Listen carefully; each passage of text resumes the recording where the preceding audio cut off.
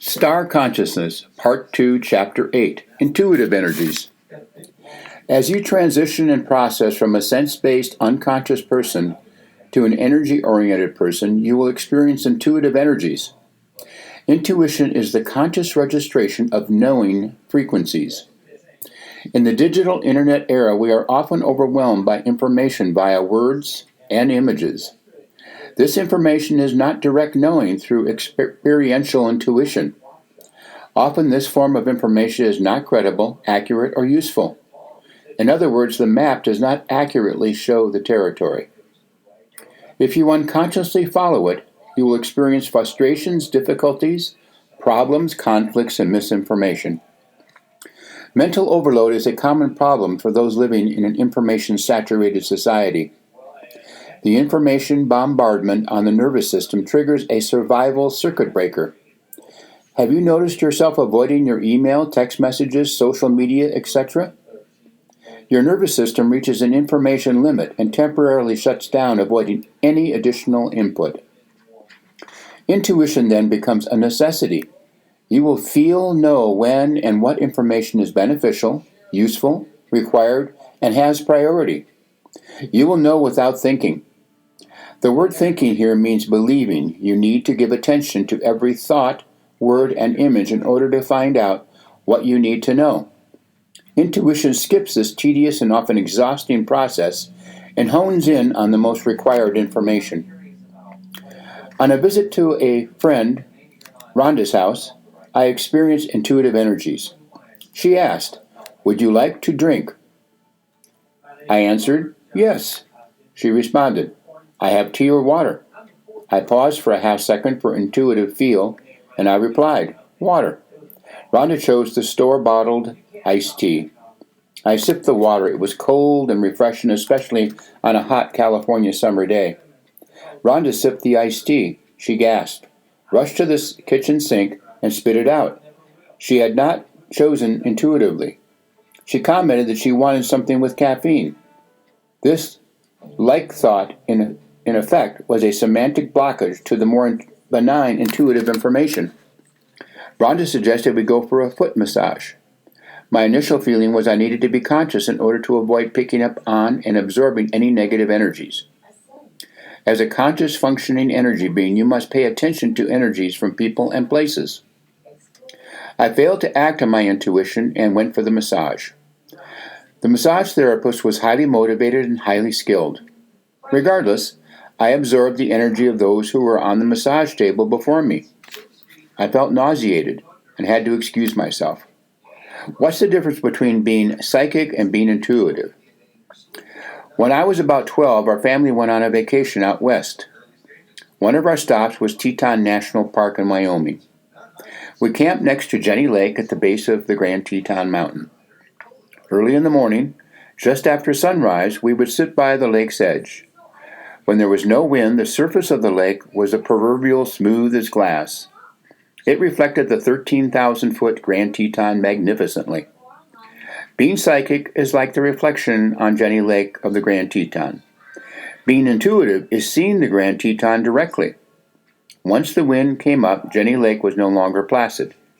Seeing the Grand Teton perfectly reflected was not possible, but it was still possible to see the Grand Teton directly by looking up at its magnificent heights. Being psychic tends to be unconscious, automatic, intermittent, and not always reliable.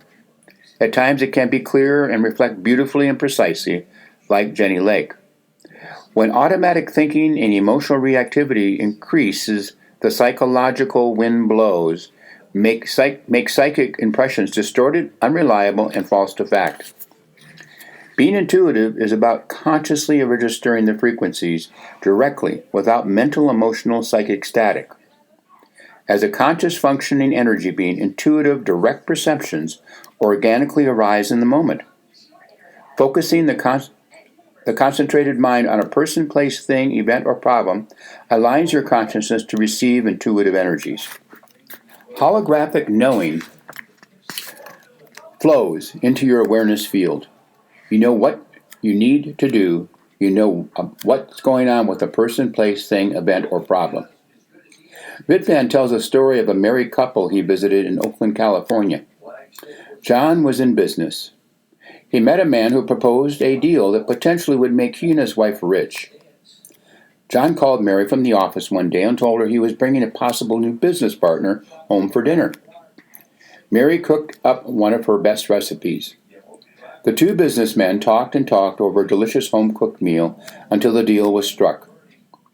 After the new partnership partner left, Mary emphatically said, "John, do not go into business with that man." She repeated, "Do not go into business with that man." What did Mary know? Well, within a week the deal fell through and John nearly lost everything. Dejected, demoralized, and defeated, John looked at his loving wife and asked, "Mary, how did you know? How did you know?"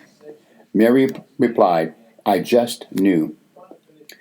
Just as I finished writing about John and Mary, my sister called. She moved back to Florida to live in her favorite community where previously she had lived for 30 years. The day before, she put a $150 deposit on a new place to live. We all have a John and Mary inside us. When she made the deposit on the modern new apartment, her John was doing the inner talking. It has everything you want. There's a pool. It has 2 bedrooms. Pets are allowed. It's affordable. It's a short drive to work. On the surface, it apparently was perfect. The logical John said, "Take it." She called me after she woke up the next morning. Her inner Mary spoke. "John, don't move into that apartment." My sister realized she needed to live in a more private place with greater peace and quiet. Being a preschool teacher demands a lot of energy. After work, she's got to recharge. The new modern apartment had a main lobby she had to pass through in order to get to her apartment door. She realized the lobby had lots of people hanging out, a potential drain on her energy. Moreover, the apartment complex was a large one, with hundreds of tenants. More possible distractions that could tug on her energy. Fortunately, she slept before making her final decision, allowing her intuitive Mary to get through to her consciousness as she woke up.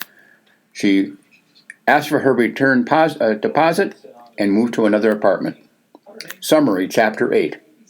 1. Intuition is the conscious registration of knowing frequencies. 2. Your nervous system reaches an information limit and temporarily shuts down, avoiding any additional input. And 3. A conscious functioning energy being intuits and has direct perceptions organically that arise in the moment.